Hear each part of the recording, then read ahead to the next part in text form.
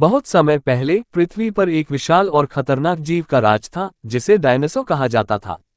वे विभिन्न आकारों और प्रकारों के होते थे, कुछ छोटे, कुछ विशाल, कुछ शाकाहारी और कुछ मांसाहारी। डायनासोर पृथ्वी के जंगलों, पहाड़ों और मैदानों में स्वतंत्र रूप से घूमते थे। पृथ्वी का ये युग बहुत ही अद्भुत और रहस्यमय था, जिसमें डायनासोर सबसे बड़े और शक्तिशाली जीव थे। लेकिन लगभग 6.5 करोड़ साल पहले इस अद्भुत दुनिया में एक ऐसा दिन आया जिसने डायनासोरों के अस्तित्व को हमेशा के लिए बदल दिया। एक दिन आकाश में एक तेज रोशनी दिखाई दी। यह कोई साधारण तारा नहीं था, बल्कि एक विशाल क्षुद्रग्रह था जो पृथ्वी की ओर बड़ी तेजी से बढ़ रहा था।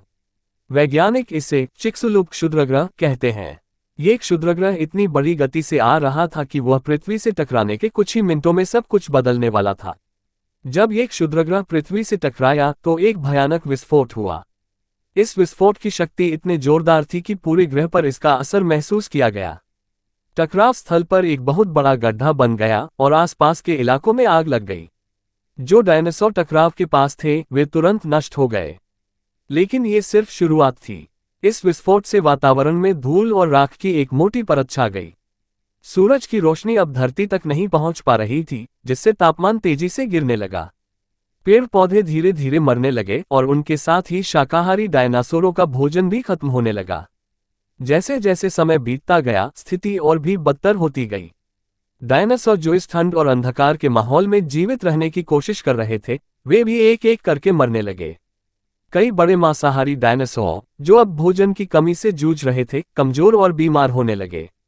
अंततः इस विनाशकारी घटना के कारण डायनासोर का पूरा वंश ही समाप्त हो गया।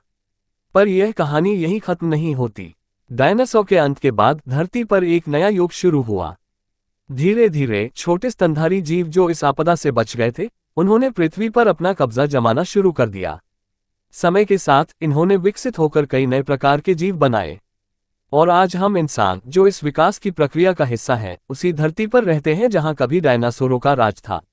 उनके विशाल कंकाल आज भी हमें उनके अस्तित्व की याद दिलाते हैं। इस तरह डायनासोर का अंत एक युग का अंत था, लेकिन साथ ही यह एक नए युग की शुरुआत भी थी।